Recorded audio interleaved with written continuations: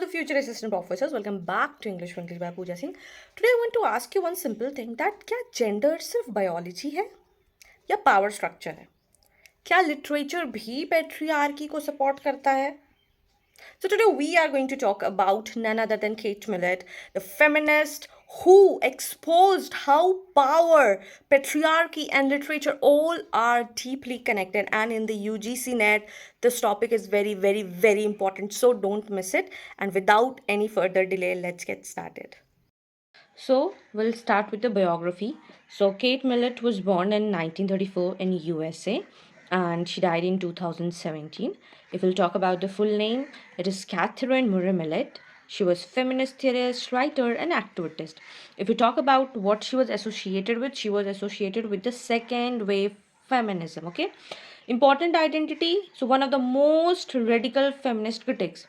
Now we'll be talking about, see, this is very important because if you are not knowing about the biography, they a lot of time they ask about the nationality. Okay, so her nationality was American feminist writer.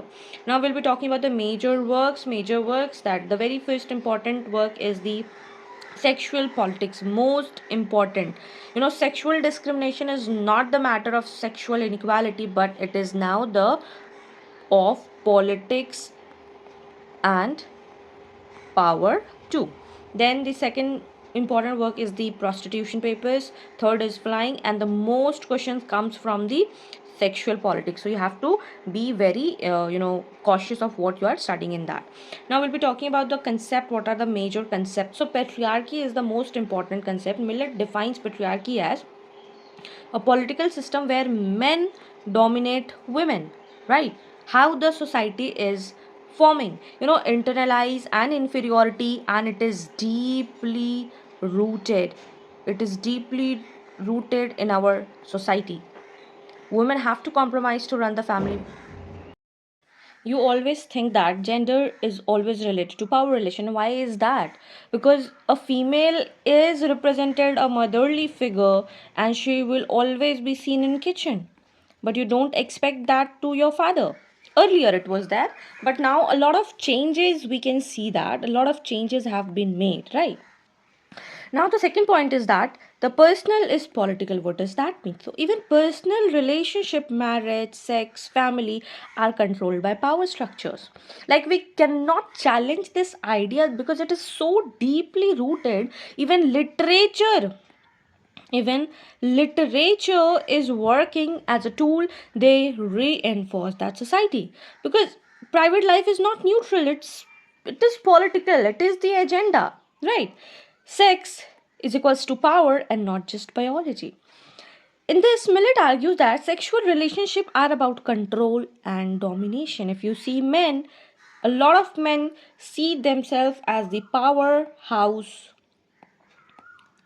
They see women as maid if they have married them. So this was a revolutionary idea that they see if somebody is a man, he thinks that he has a power control over everything. He will be doing everything. So that's what it says. She's against of these, and we need to take stand against those value of tradition belief. Right? Here, literature as a patriarchal tool. Literature is not neutral now. If you will read a lot of books and novels, you will see even literature is used as a patriarchal tool. It reflects male dominance, and that what she critiques male writers like D.H. Lawrence and Henry Miller. She says that in D.H. Lawrence, if you have read Lady Chatterley's Lover, in that it is celebrated the masculine sexuality, right? If you see the whole novel, it talks about the masculine sexuality in its peak, and females have been shown in the passive when it comes to sexuality, and that's what it says. If you talk about the Henry Miller, the work Tropic of Cancer, it talks about that, right? So these writers reinforce female subordination. They have shown female as submissive and male as active, right? So she's against with that. In the Sexual Politics, it was published in 1970, and it is one of the most influential feminist texts if you talk about. And you take up any PYQ, you will be seeing that yes, every year they ask questions from this particular work. So kindly read this in detail. I'll just tell you what was the central idea about this. Central idea is the patriarchy operates as a political institution. There is nothing that neutral. You just have to understand that there is nothing neutral. Everything is patriarchal. Structure is that, if you talk about, it talks about theory. It defines patriarchy, explains gender as a power structure. If you are a boy, if you are a male, you have more power, you have more structure. Then comes the literary analysis. Kate Millett critiques male authors. Okay. Example, women shows as submissive and men shows as dominant. Okay. So you have to understand that in sexual politics, these all two things have been discussed on priority. Now, what was the main arguments of that? The main argument is that society is controlled by male power. She has talked about women are socially conditioned to obey. And we all know this thing. You have seen in your environment.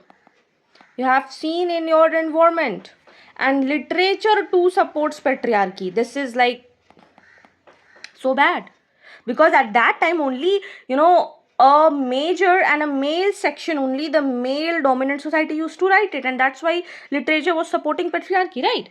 And the sexual relation reflects domination. That would it. So if you talk about the important line, patriarchy is a political institution, and it has become a political institution. I'll give you some real life examples for that. A woman expected to obey husband, patriarchy in family. If she will displease her husband, she have to leave her house. She will be on road if she is not educated. So you see patriarchy in family. Girls are often told that don't argue, be soft, be humble, be kind, right? Isn't it? And that's what social conditioning means. Then movies, even in movies, Bollywood, showing hero dominant and heroine submissive, that she needs hero's help, then only some villains will come, will capture heroine, then she is needing the hero and he will rescue heroine. And that's what cultural patriarchy means. Then at workplace, men in leadership, women in support roles, power imbalance. So that it talks all about, right? So, if we'll talk about the important connection, this builds idea on the Simone de Beauvoir and Virginia Woolf. So, Kate Millett is very important. Why? Because she has discussed that it is not about the institution, but it's all about the major works. She was a feminist critique. She has written these sexual politics, the prostitution papers, flying, and the mostly caution comes from the political. She has discussed patriarchy, personal is political, sex is power, not just biology. Literature has also been used as the patriarchal tool. She critiques D.H. Lawrence and Henry Miller. She talks about sexual politics in detail, like theory and literary analysis. The main argument was that I gave you some real life examples. Now, if you want just one line to memorize her, Millett radicalize feminism by exposing patriarchy as a political system. If you think that this is just a gender and something like that, no, we have to stand. Nowadays, if you will see, LGBTQ is coming up, now lesbian is coming up, now gay is coming up. It is now quite open, but earlier it was only male and female, and this is biology. But comes masculine, feminine, LGBTQ, lesbian, gay. These are the gendered society, and these have been conditioned by society, right? Now we'll be looking to the UGC net PYQ that have been asked in UGC net. Who wrote Sexual Politics? Kate Millett. What is a patriarchy? According to Millett, it is a political system of male dominance. What is the meaning of personal is political? It means even your private life reflects power structures. Millett views on literature, it is reinforced patriarchy. Means, if in short, if you talk about Kate Millett, it is about patriarchy, okay, in one word. Which writer she has criticized? She has criticized D.H. Lawrence and Henry Miller. So Kate Millett shows that power is everywhere, even in love, marriage, and literature.